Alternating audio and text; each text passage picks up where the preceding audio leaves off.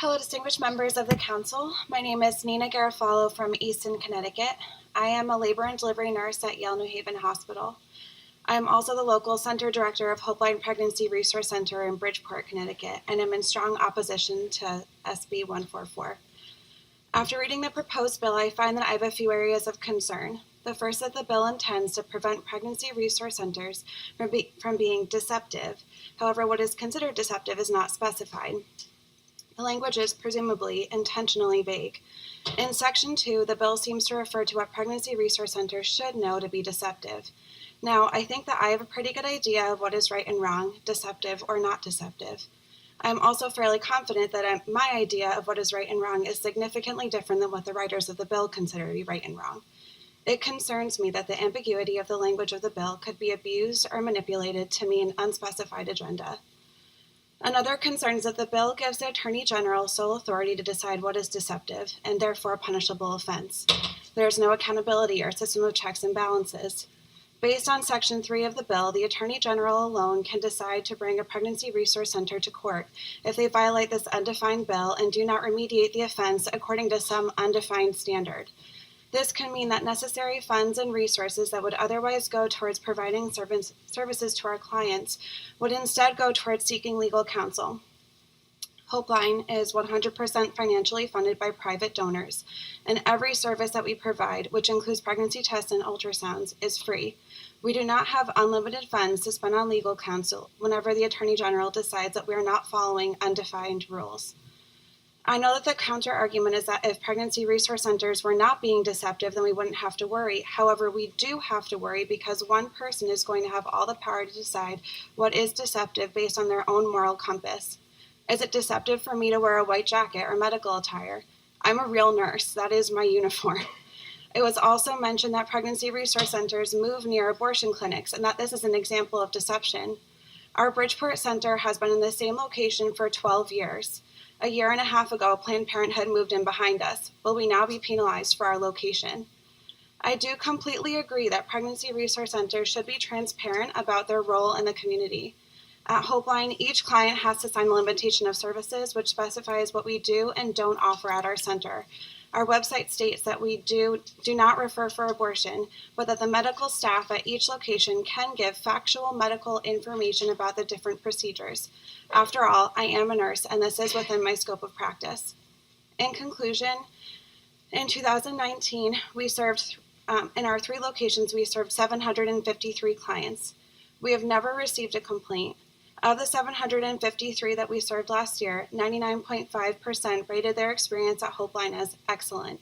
The other 0.5% rated it as good.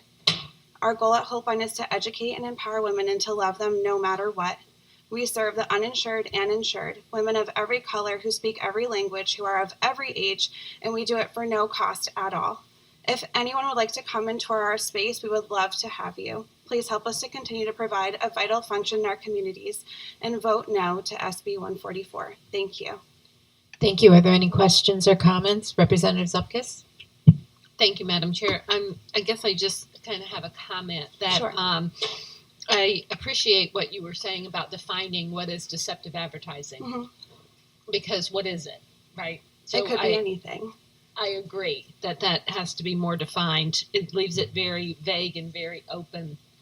And another point I had made earlier is about, it seems to me that this bill is picking winners and losers. And no matter how you feel about either side of the issue is not the point. Right. But when you made the comment about you have a location now and Planned Parenthood moved close to you, that was, I remember last year, it was a big topic of discussion about location. And so, again, to my point of this bill should be across the board to everybody and not just picking winners and losers. So thank you. Yeah, I appreciate your comment. And because of our proximity to the Planned Parenthood that's right literally around our corner, we have had we do have clients come in who are looking for Planned Parenthood. We're very clear. We are not Planned Parenthood. We are Hopeline Pregnancy Resource Center. This is what we offer and this is what we don't. That's like the first sentence out of our mouths.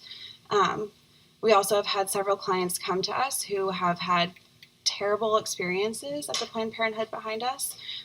We recently just probably 2 weeks ago, I think it was. We had a young girl come in. She called us looking for an ultrasound.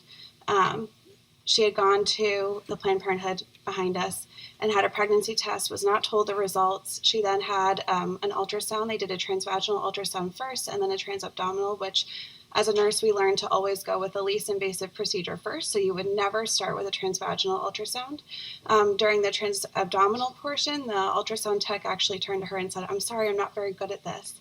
And then still, she wasn't able to see the screen, still was not told that she was pregnant or wasn't pregnant, and then was handed a packet on information about second trimester abortions, which I do not perform at this Bridgeport location. She then called us, was like, "What is going on?"